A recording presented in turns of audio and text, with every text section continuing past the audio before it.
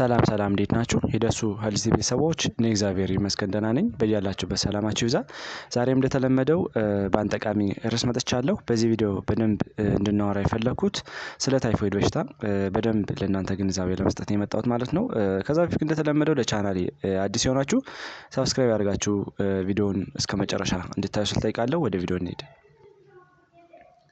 ወደ ዋናው ሀሳቤ ስገባ የታይፎይድ በሽታ እንግዲህ ብዙ ጊዜ ሰዎችን ሆስፒታል ብዙ ጊዜ እንዲመላለሱ የሚያደርግ የበሽታ አይነት ነው ማለት ነው። በተለይ ደግሞ የማህበረሰቡ ትልቅ የጤና ችግር እንደሆነ ብዙ ጥናቶች ያስረዳሉ። በተለይ ደግሞ በአላደጉ ሀገራት ኢትዮጵያን ጨምሮ ማለት ነው ይህ በሽታ በደንብ በስፋት እንደሚገኝ ብዙ ሪሰርቾች ያስረዳሉ ማለት ነው። ታይፎይድ እንግዲህ ሳሊሞኔላ ታይፌ በሚባል የባክቴሪያ አይነት የሚከሰት የበሽታ አይነት ነው ማለት ነው።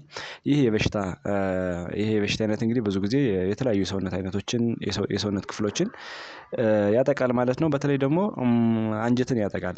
ለመጀመሪያ ጊዜ ፕራይሜሪ አንጀትን ነው የሚያጠቃ። ነገር ግን በደም ስር በመግባት የተለያዩ የሰውነት ክፍሎችን ወይም ደግሞ ኦርጋኖቻችን አታክ ያደርጋል ማለት ነው።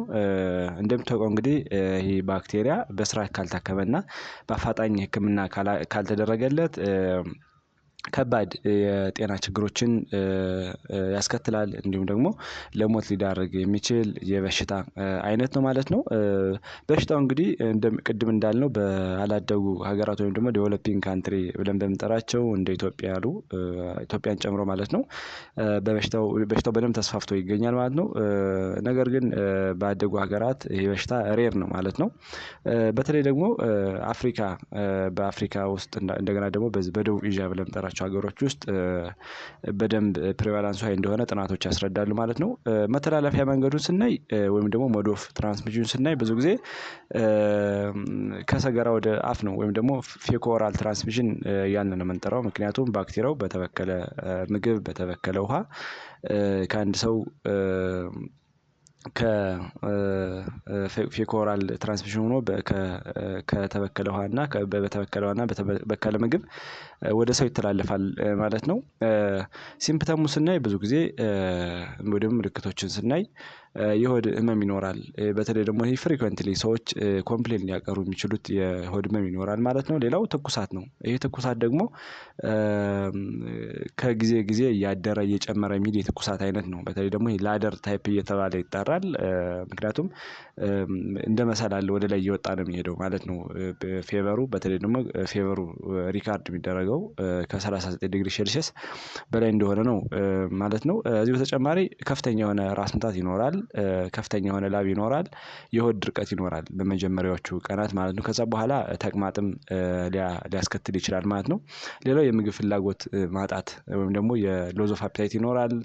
የድካም ስሜት ይኖራል። በተለይ ደግሞ ማስል ኤክ ወይም ደግሞ አጠቃላይ የማስሎች ድካም ሊኖር ይችላል። ሌላው የመተጣጠፊያ ወይም ደግሞ የመገጣጠሚያ ህመም ሊኖር ይችላል። ሰገራ ላይ ደም ማየትም ሊኖር ይችላል አልፎ አልፎ። ሌላው ደግሞ ብርድ የሚል ወይ ደግሞ ሽቨሪንግም ካለ ሊሆን ይችላል ማለት ነው። በተለይ ደግሞ አንዳንዴ የበሽታው መሰራጨት ሰውነታችን ውስጥ ሰዎች በስራቸው ትኩረት እንዳያደርጉ ትምህርታቸውን በስርዓት እንዳይማሩ ያደርጋል ማለት ነው። ከዚህ በተጨማሪ ግራ መጋባት ወይም ደግሞ የቅዠት ወይም ደግሞ ሳይካትሪክ ሲምፕተምም አንዳንዴ ዲቨሎፕ ሊያደርጉ ይችላሉ ማለት ነው። አልፎ አልፎ ደግሞ ስኪን ላይ ወይም ደግሞ ይሄ ሬድ ስፖት እያልን የምንጠራው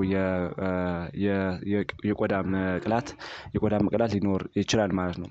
ወደ ምርመራው ስንሄድ ብዙ ጊዜ የደም ምርመራ ይደረጋል።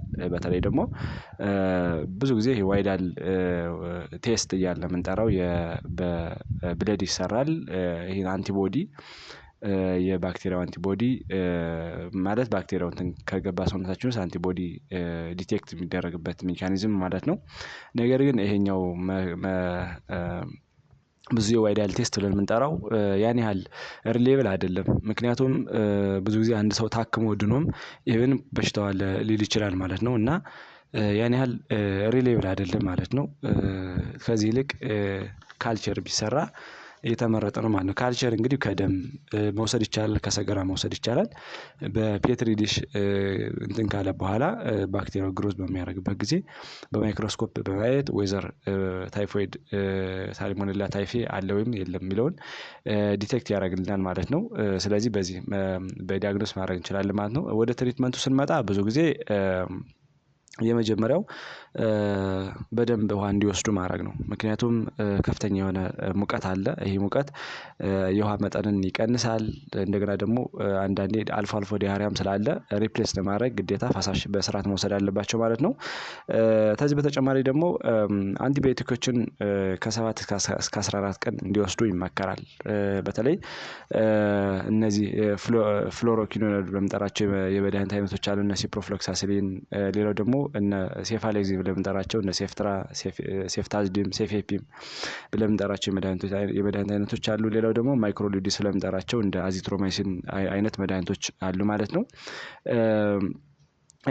ሳልሞኔላ ታይፌ እንግዲህ አሁን ላይ ጥናቶች እንደሚያስረዱት ለሲፕሮ እና ለሴፍትራግዘን ከፍተኛ የሆነ ሬዚስታንስ እንደፈጠረ ብዙ ጥናቶች ያስረዳሉ ማለት ነው። ምክንያቱም አንድ ሰው መድኃኒቱን ወስዶ እስከ መጨረሻው ወይም ደግሞ እስከ ታዘዘው ቀን ስለማይወስድ መሀል ላይ ሊያቋርጥ ይችላል ማለት ነው። ሌላው ደግሞ እነዚህ መድኃኒቶች ለብዙ አይነት የበሽታ አይነት ነው የሚሰጡ ማለት ነው። በዛ ሂደት ሬዚስታንስ እንደፈጠረ ብዙ ጥናቶች ያስረዳሉ ማለት ነው።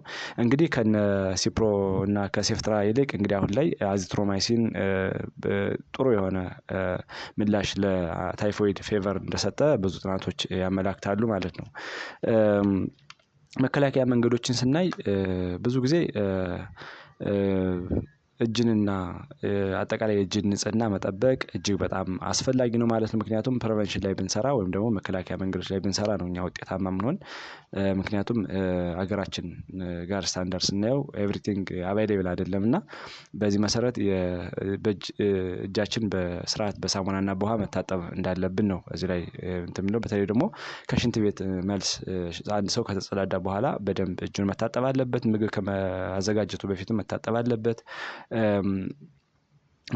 እንዲሁም ደግሞ ሌሎችንም አንዳንድ ነገሮችን ከነካነ በኋላ በስርዓት እጅን መታጠብ እጅግ በጣም አስፈላጊ ነው። ከዚህ በተጨማሪ ውሃን በደንብ አክሞና አፍልቶ መጠጣት ነው። ብዙ ጊዜ አሁን እንዳልነው በተበከለ ውሃ ነው ታይፎይድ ሊተላለፍ የሚችለው ማለት ነው። ከዚህ በተጨማሪ ምግብን አብስሎ መመገብ ነው። ጥሬ ምግቦችን በተለይ ደግሞ በጥሬያቸው ሊበሉ የሚችሉ ምግቦችን በደንብ አጥቦ በደንብ በስርዓት መመገብ አለብን ማለት ነው። ከዚህ በተጨማሪ መብሰል ያለባቸው ምግቦች ደግሞ አብስሎ መመገብ በጣም አሪፍ ነው ማለት ነው። ከዚህ በተጨማሪ ደግሞ ሰዎች ሲታመሙ ቶሎውን ወደ ጤና ጣቢያ እንዲሄዱ ማበረታታት ነው። እንዲሁም ደግሞ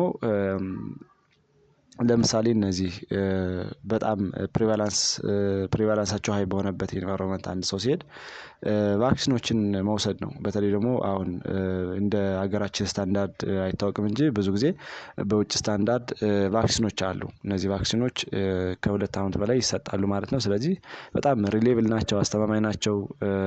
ስለዚህ የመከላከል አቅሙን በደንብ ይጨምራሉ ማለት ነው። ስለዚህ እነዚህን በማድረግ መከላከል እንችላለን ማለት ነው። እንደሚታወቀው ታይፎይድ ፌቨር ወይም ደግሞ ይሄ ታይፎይድ እንደ ብዙ ጊዜ በስርዓት ካልታከመ እንደሚታወቀው ብዙ ኮምፕሊኬሽኖችን ያስከትላል ማለት ነው። በተለይ ደግሞ የአንጀትና የጨጓራ መድማት ሊያስከትል ይችላል። የጉበት በሽታ ሊያስከትል ይችላል። ይሄ የማንጀራት ገትር ወይም ደግሞ ሜኒንጃይተስ እያልን የምንጠራውን ሊያስከትል ይችላል። ኦስቶማላይተስ ወይም ደግሞ የአጥንት ኢንፍላሜሽን ወይም ደግሞ የአጥንት ብግነትንም ሊያስከትል ይችላል። ሌላ የልብ ጡንቻዎችንም ሊጎዳ ይችላል ተብሎ ይታሰባል። ወይም ደግሞ የልብ ጡንቻዎችን ብግነት ኢንፍላሜሽንም ሊያስከትል ይችላል ማለት ነው። ከዚህ በተጨማሪ የሳምባ ምች ወይም ደግሞ ኒሞኒያ የሚባለውንም ቶሎ በኮምፕሊኬሽን ነው ማለት ነው። ከዚህ በተጨማሪ ለኩላሊት ችግርም ሊዳርገን ይችላል ማለት ነው። ስለዚህ ኤርሊ ትሪትመንት እና ዲያግኖሲስ ማድረግ ብዙ ጊዜ እንደነዚህ አይነት በሽታዎችን ለመከላከል በጣም ወሳኝ ስለሆነ ኮምፕሊኬሽኖችንም መቀነስ እንችላለን ማለት ነው። ከዚህ በተጨማሪ ዴዝ ሬቱንም አጠቃላይ በዛ የሚመጣውን ኮምፕሊኬሽንም ማስተካከል እንችላለን ማለት ነው። እንግዲህ ዛሬ አሪፍ ግንዛቤ ይኖራችኋል ብዬ አስባለሁ። ቀጣይ ላይ የምለቃቸው ቪዲዮዎች ለእናንተ እንዲደርሷችሁ ላይክ፣ ሼር እንዲሁም ደግሞ ሳብስክራይብ ያደረጋችሁ የድሮ ትብብራችሁ እንዳይለየኝ ስል እጠይቃለሁ። ባይ ባይ።